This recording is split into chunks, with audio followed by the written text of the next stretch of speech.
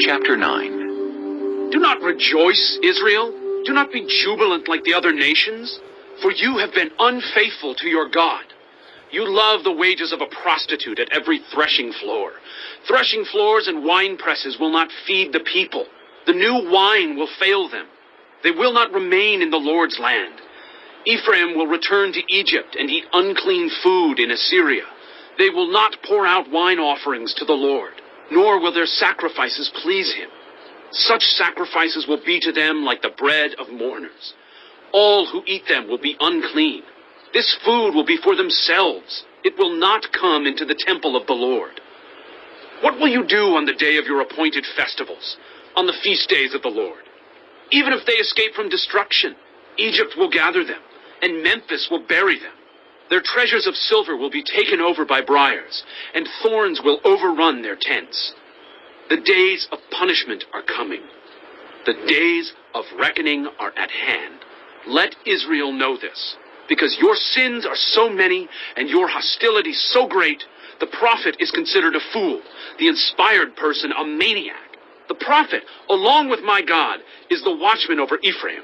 Yet snares await him on all his paths, and hostility in the house of his God. They have sunk deep into corruption, as in the days of Gibeah. God will remember their wickedness and punish them for their sins.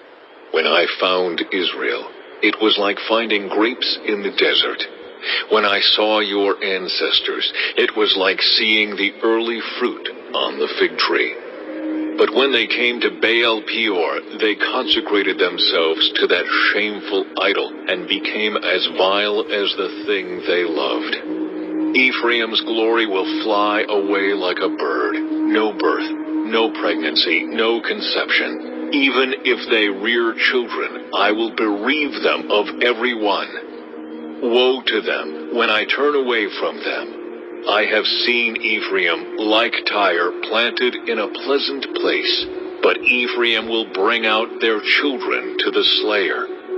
Give them, Lord. What will you give them? Give them wombs that miscarry and breasts that are dry.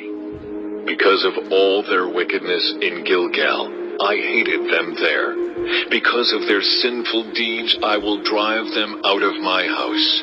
I will no longer love them. All their leaders are rebellious. Ephraim is blighted. Their root is withered. They yield no fruit.